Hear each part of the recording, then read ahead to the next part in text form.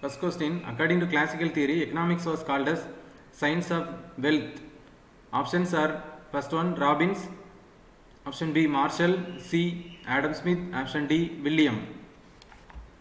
Economics is the integration of economic theory with business practice for the purpose of facilitating decision making and forward planning by management. Economics is classified into microeconomics and macroeconomics.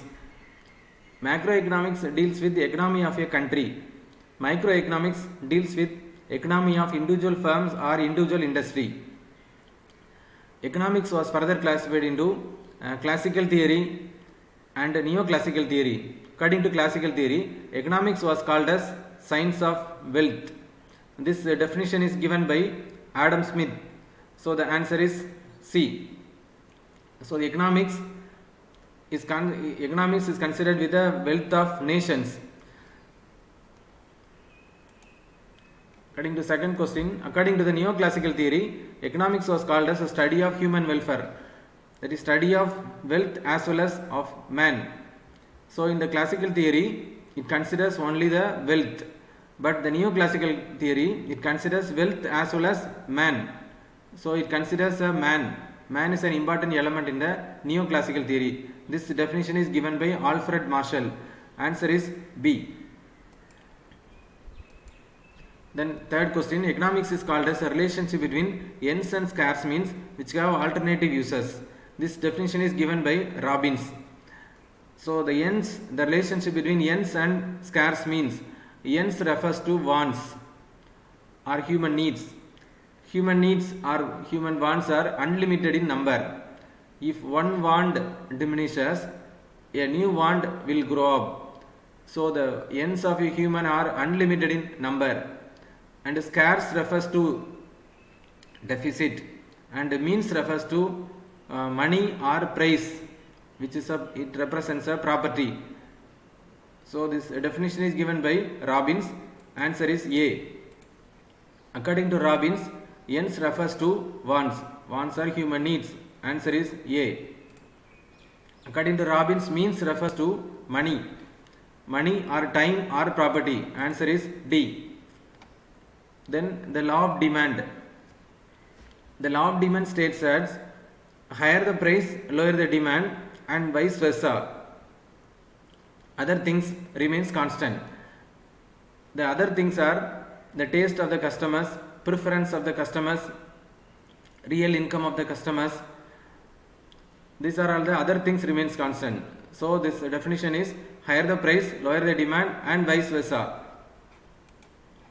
So if the price is 30, demand is 3. If the price is decreased to 25, demand is increased to 6. If the price is decreased to 10, demand is increased to 15. So price is decreased from 30 to 10, demand is increased from 3 to 15. So price decreases, demand increases.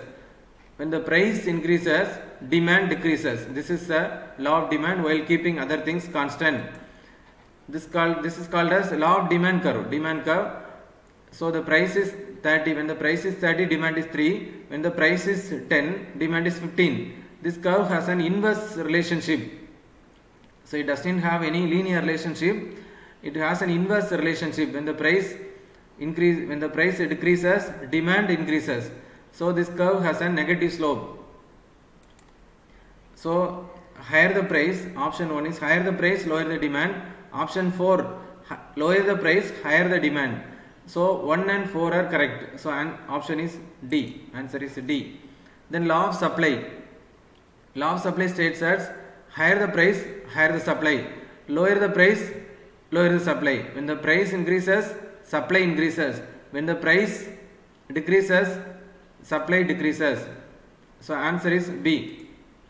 So this is a supply schedule. So when the price is 10, demand is 10. That is demand refers to the demand of the customer. Supplied refers to the supplier or shopkeeper. So when the price is 10, they will supply less. When the price increased, they will supply more. When the price is further increased to 16, they will supply more. Okay, when the price increases, they will when the price decreases, they will supply decreases. When the price increases, supply increases. It has a direct relationship, or it has a linear relationship. So this curve is called as supply curve. The supply curve, S dash is a supply curve. So when the price is less, demand is less. When the price is more, demand is more. Quantity supplied is more. So this curve has a positive relationship, and this curve has a positive slope. Supply curve has a positive slope. The law of demand was defined by Alfred Marshall. The answer is B. The point at which the demand curve and supply curve intersects is called as, the options are market intersection point, market skimming point, market penetration point, and market equilibrium point. The point at which demand curve and supply curve intersects is called as market equilibrium point. So D is a demand curve. It is sloping downwards. It has an inverse relationship or negative slope, whereas supply curve has a positive slope. So both intersect at a point. This point is called as a market equilibrium point. So the answer is D. Point at which demand curve and supply curve intersects is called as a market equilibrium. D. The law of demand curve has negative slope.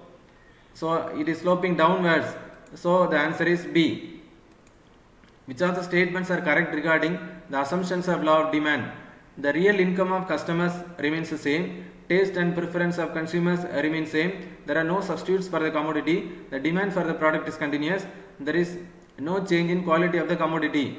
All the 5 are the assumptions regarding the law of demand. 1, 2, 3, 4 and 5 are correct. Answer is D.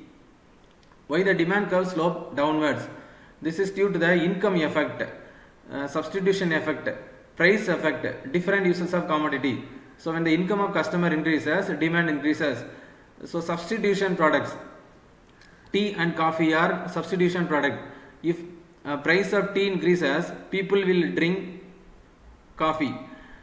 So tea and coffee are substitution product. Then bus and train are substitution product. If the bus fare increases, people will prefer to go by train. So both are called as close substitutes. Both are close substitutes. Because of the substitution effects, demand curve is sloping downwards. Price effect, when the price increases, demand decreases. This is called as price effect. Then different uses of commodity.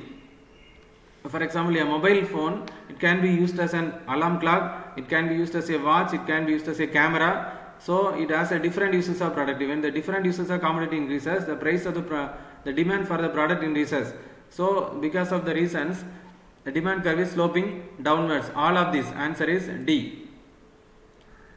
What are the exceptions to the law of demand? Exceptions means the factors or the things which do not obey the law of demand are called as the exceptions. Exception to the law of demand means the factors which do not obey the law of demand.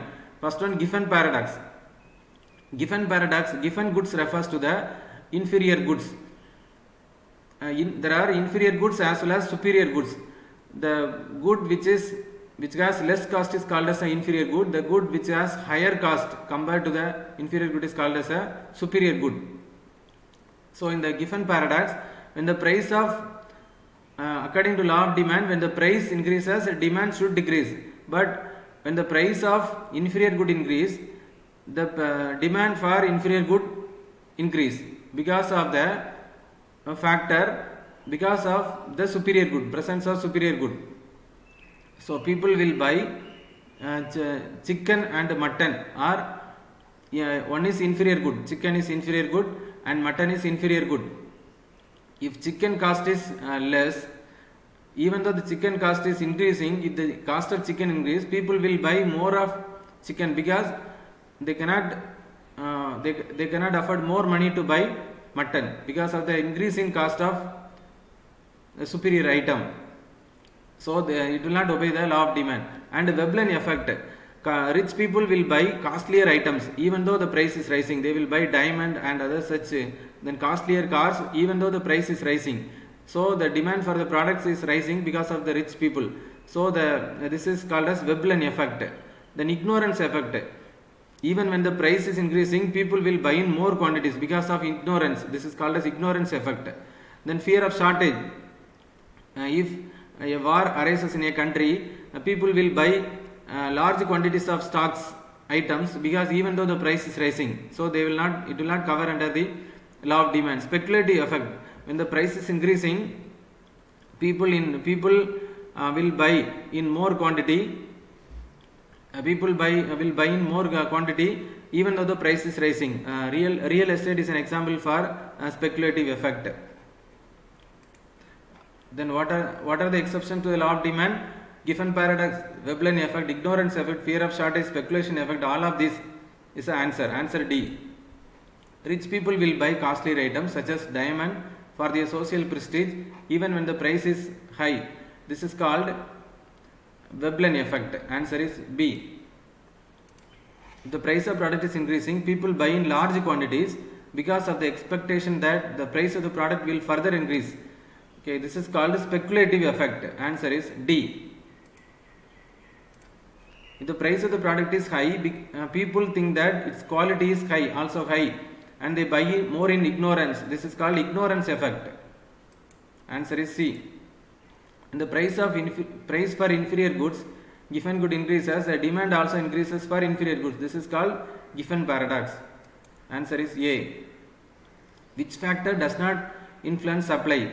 And the taste of the customer, cost of inputs, technology and weather, they influence supply, but taste of customer will not influence supply. The taste of customer will influence the demand for the commodity. So the answer is D. Theoretically, the quantity of demand of the product changes drastically when its prices increases or decreases, then the product is considered to be elastic and inelastic. If it is sensitive to price, it is called elastic. If it is insensitive to price, it is called inelastic. Okay, it is that is when the quantity of product changes and then the price increases or when its price increases or decreases. So this is called as elastic. Answer is A.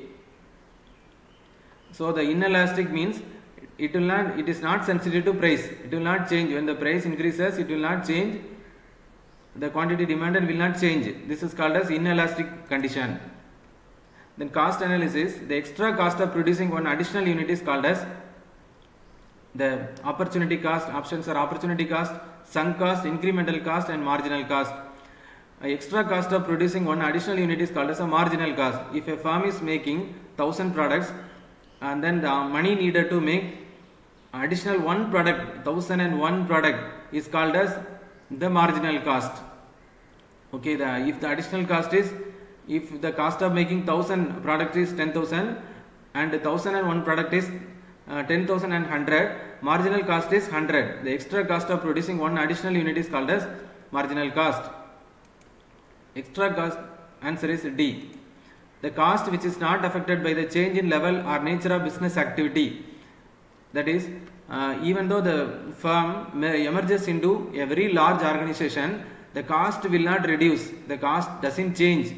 That cost is called as a sunk cost. The cost which is present in the past is also called as sunk cost. So the answer is B. The revenue forgone by not making the best alternative, but it is not the actual expenditure, is called as opportunity cost. That is, the example for opportunity cost is a newspaper boy selling newspapers in a bus stand or train. A newspaper boy buys 100 newspapers per day. If he sells all the 100 newspapers, he can get a profit of rupees 200. Okay, 2 rupees per paper. But in one day, he buys 100 papers, but it sells within 1 hour. He has the further opportunity of 20 newspapers. So he lost the opportunity. So he lost 40 rupees per day. So this cost is called as opportunity cost. Even though it is not a loss, and this cost is called, he missed the opportunity. So this cost is called as a opportunity cost. So the revenue forgone by not making the best alternative is called as a opportunity cost. Answer is A. The cost associated with the factors such as wages of temporary employees, consumables and maintenance expenses is called as a variable cost. Okay, thank you.